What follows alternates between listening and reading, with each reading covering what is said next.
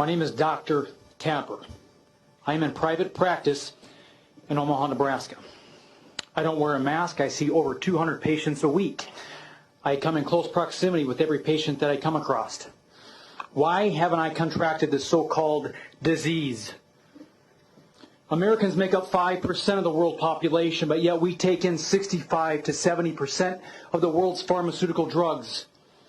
We are one of 2 countries that allows pharmaceutical advertisements on the television. But yet 80% of Americans are suffering with a chronic disease associated with poor lifestyle choices. 700,000 people will die of heart disease this year alone. Doctor, please bring yourself in order. 600,000 people will die of cancer.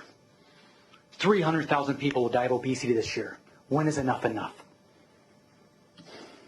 If this is truly about health, then mandate healthy living, exercise, good food choices, chiropractic, outlaw tobacco and cigarettes, processed sugars.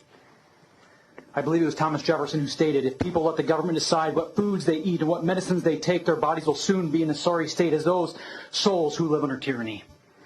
You see, God made your body self-healing, self-regulating. If you give the body what it needs, it can be healthy. It is like the wilted plant that sits under the sun. An allopathic model to that is to shield the sun, to protect that plant against the sun, cut off its leaves, medicate or vaccinate that plant. But an epigenetic approach, a wellness approach, is to give that plant water, and it can be well. You see, your body is no different. We must eat well, move well, think well, and we can be well. In other words, your level of health is the genetic expression of your lifestyle choices. And I know full well that your body's ability to heal itself, to overcome disease and circumstances like corona, is far greater than anyone has ever permitted you to believe.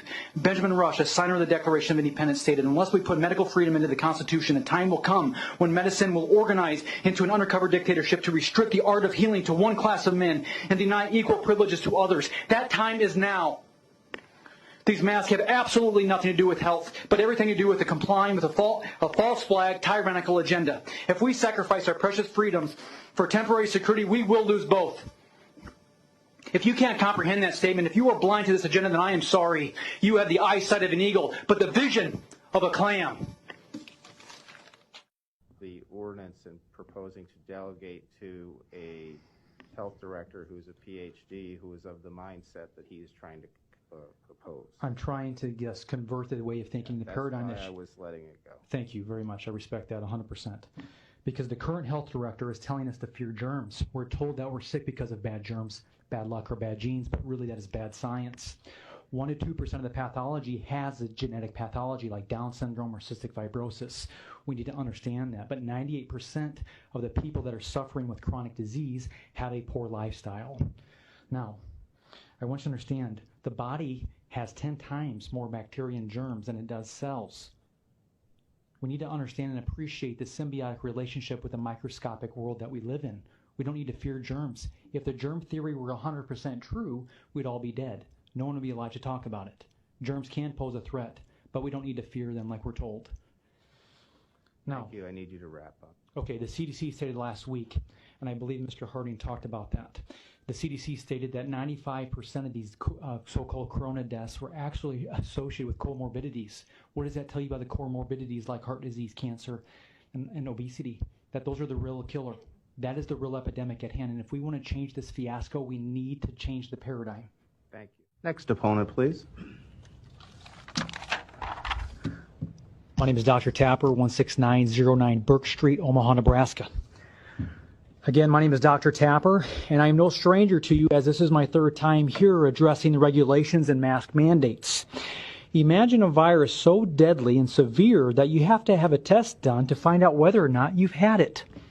You guys are basing these numbers on positive cases and not hospitalizations or deaths. That's what you should be basing those off of. The numbers are hyperinflated by false positives and the never-ending doom and gloom from the mainstream media. I was taught that fear is the fire that fuels the furnace of disease. And when will this fear-mongering stop? It is terrifying to me to think how easily this mask mandate could turn into a vaccine one. You see, I follow the vaccine narrative very closely, and I have been for the last decade. I have witnessed firsthand the damages that can occur after a vaccination, conditions like transverse myelitis or Guillain-Barré. I have met many families that have lost a child to vaccine injury. Injuries are real and not rare. The companies that lie and gaslight these poor families are the same companies and organizations that feed you and the public this corona propaganda. Last year, the World Health Organization stated that the greatest threat to our health is people who refuse vaccinations. Shortly after that, the ACIP for the CDC stated that they cannot force vaccinations, but they could force compliance. How are they going to do that? I don't wear a mask anywhere I go, and the public shaming that occurs is beyond humiliating.